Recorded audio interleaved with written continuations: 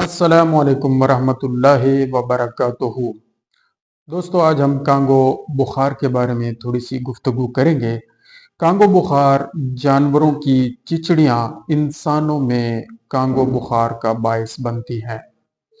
Congo virus متاثرہ جانوروں میں پائی جانے والی ایک خاص قسم ہائلوما کے کاٹنے سے انسانوں میں منتقل ہوتا ہے، لہٰذا بیوپاری حضرات، مویشی پال حضرات، ویٹنری ڈاکٹرز کو چاہیے کہ جانوروں کا معائنہ کرتے ہوئے گلوز اور ماسک کا استعمال کریں۔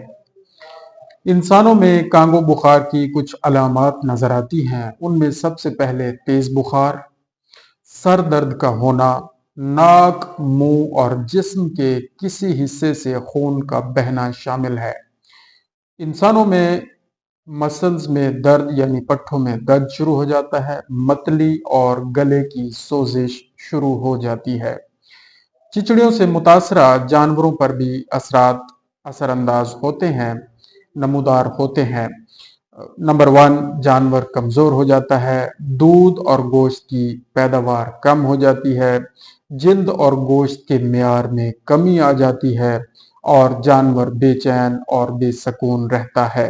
احتیاطی تدابیر جو اختیار کرنی چاہیے وہ یہ ہیں کہ متاثرہ جانور کو تندرست جانوروں سے الگ رکھیں اور لکڑی کی کھرلیوں کا استعمال کم سے کم کریں۔